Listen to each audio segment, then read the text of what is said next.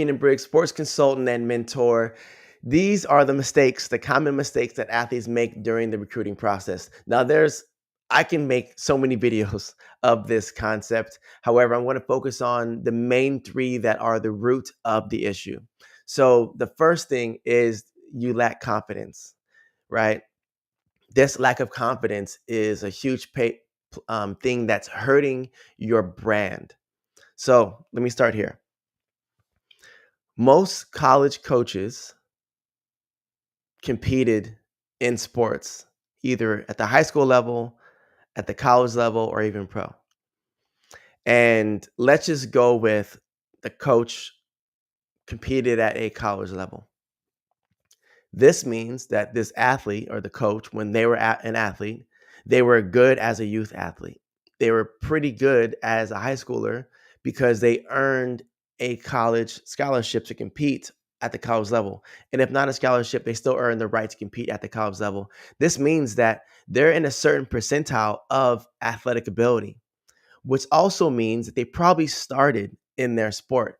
It probably means that they probably were better than a large percent of the people that were at least on their school team. This means that they hung out with people that were athletic, that had a certain mindset, that had a certain expectation. If that athlete went to college, they had an expectation of being the best and competing at the best level. So what does that mean? It means that if you're not a person that coach would have hung out with when they were in high school, then you're probably not going to get recruited, because when you're attending this school or being recruited, they aren't familiar with your type of challenges. Let me dive into this a little bit more. I'll tell my story. All right, so I went to junior college, I went to high school, and I went to a 4-year, and I went pro. I had a certain mentality in high school. It was to be the best. When I went to junior college, my mentality was I have to be the best here to go to a 4-year because I can't afford it. So I had a heightened level of confidence because I was like, I don't care who you are, I have to beat you because I need this scholarship because I can't go to college without beating you. Even when I was at my 4-year at Cal State LA, I was on a full scholarship, and there were people that weren't on scholarship. And I was like, I have to be better than you because you're not getting the money that I'm getting. I have to show my value. Then when I was pro, I have to train harder than anyone else. I got to be more resourceful and do everything I got to do. Why? Because I know there's people out there that are trying to beat me. If you are not that type of person, then and you're talking to a coach that's looking for a dog, that's looking for an athlete to recruit to hang out with for the next 4 to 5 years, if you're not that person, the coach is not going to recruit you no matter how good you are. The coach doesn't want to be a therapist, even though coaching is therapy, right? They don't want an athlete that they're going to be like, oh my gosh, this kid's going to be a headache. Like, I have to like hold their hand just through keeping them positive. If they sense that, if they hear that, no, they don't want to recruit you. So your lack of confidence is in the way. I'm not saying be arrogant. I'm not saying be conceited. What I'm saying is be the best version of you. Be confident in your abilities. Like I knew in junior college, I was a 50-foot jumper and I was ranked in the state. Literally, I was number, I think, 4 in the state for triple jump and top 5 for hurdles. But for the recruiting class, my sophomore year, I was number 2 and 3. So I'm like, in California, you have to choose me because I'm better than most of the athletes and I'm a 50-foot jumper. Like even high schoolers, there's no high schoolers at that time jumping 50 feet. I know I'm the best. It's okay. I can think that, right? So it would behoove me if you didn't recruit me because like I'm the next best talent on the list. Anyway, that was my thing.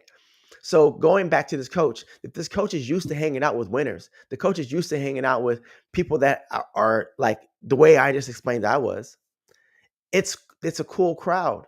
I want to recruit those people. Even if they're not there yet, I can develop an athlete that has that attitude to be the next level.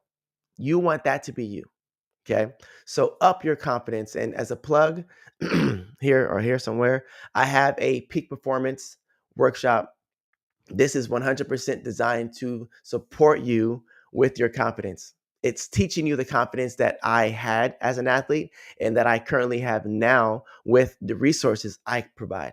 Like, I know I do a great job, and that there are not many people in this world that can do what I do and the way that I do it.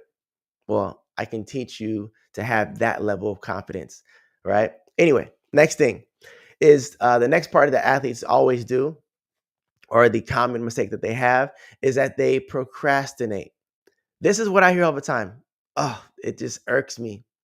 They say, all right, I'm in track and field and I want a D1 scholarship. The marks to go D1, let's just say, is triple jump 47 feet or 24 feet for long jump. I'm close. I'm at 22 feet, 23 and 45. So I'm not going to communicate with the coaches or talk to them until I hit the standards that they're looking for. What does this mean? This is what it looks like, right? It's like, okay, I'm very hungry, right? Or I'm at home and I'm hungry, but I'm not really hungry yet. I'm going to wait until I'm starving before I go to the grocery store to get the food that I will need to eat. But I'm not going to go to the store yet. I'm going to wait until and sit here until I'm starving. And then when you're starving, you're like, okay, I'm hungry. You go to the refrigerator, you're like, oh, I forgot. I need to go to the grocery store. So now you got to get in the car, drive to the grocery store to get your food, and then come home to cook it. It's like it's doing way too much. So when it comes to real terms, I don't know why I gave that example, but I did. But the real terms is the coaches are looking to fulfill their roster now. And if you wait until you hit that mark, well, think about when you would want to jump your best. Probably at state. When is state? At the end of the school year. So let's just say you were to wait to talk to UCLA or Chicago or whatever, Illinois, and you jump the mark you need to jump, but you did it at state and you won a state championship, right? You improved 2 feet. They don't have the money anymore because they already recruited athletes that they're recruiting because they built a rapport. It's not about you getting the mark. It's about you being a person of potential. If you have the mark, it's a bonus. If you don't have the mark, I want to be able to see that you can get there. Well, I need to talk to you first. And if I talk to you your sophomore year and you were jumping a little bit, then your junior year, you had this improvement. And then your senior year, then you really met the goals that you said you were going to achieve your sophomore year. I'm like, yo, this person says what they're going to do and they accomplish it. This makes it more believable. So now they're going to be able to recruit you. Even if you hadn't hit the marks yet, they're going to say, well, your sophomore to junior year, you improved a lot. And also, it's mid-season your junior year, and I see that you're improving, right? Or it's the beginning of your fall, your senior season, and I've been seeing your progression, and we've been in communication this whole time. I trust that you're going to be able to improve even more.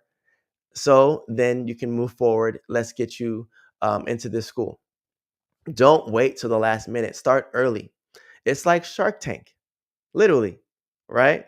You don't talk about, oh, well, you don't have this company and I have 1 cent in the bank right now. They don't say that. They say, I have a large order. I don't have enough money to fulfill my orders. Here's my projected value. I can explain all this in detail in my Recruit 101 course, but like, you want to let them know that you are recruitable. And you also want to make sure you're doing things ahead of time. Get ahead of the curve. Don't wait too long. The last one I have here is just not enough context, right? Like what irks me the most is when athletes say, I'm in California, so I'll keep that. I'm in California and I want to go D1 and I want a full scholarship and I want to stay in Southern California. I want to stay within a 25-mile radius of where I live. Well, what you just did was you went from 1,300 schools available to go to, right, from all divisions, just to D1, which makes it smaller. Now it has to be in Southern California, which now went from 1,300 to 4. Now you have four schools to choose from. If you want to go to a big name brand school, you have two, maybe three, right? So it's like you want to make more contacts. What does that mean? You want to broaden your potential opportunities. If it's D1 only, good. Okay, fine. D1 only, right? Then you want to look at, where am I willing to go? Is it really just Southern California, or are you open to neighboring states? Just try to make sure that you're opening your contacts, because your dream school that would work perfectly for you may not need you, because they, for example, might have recruited four jumpers last year and they don't need you now. Or they just got a whole new freshman class of sprinters that they don't need you. And now with the transfer portal, like they had all their seniors graduate last year, but they just transfer portaled four more juniors. And this is like, oh my gosh, like, and they're running 10.5 in the 100, or not 10.5, even faster, 10.01 in the 100. So it's like you want to make sure that you are contacting these schools, obviously ahead of time, but just put a bigger net out. And usually when athletes say, I want to go D1 near me on a full scholarship, they don't even know about NAIA, or they don't even know that there are opportunities in schools that are out there that are actually better for you, because they didn't do the research.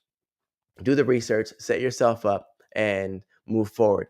So make sure that the three mistakes I just gave you, you don't put those into action. You want to do the things that are proactive to move you forward.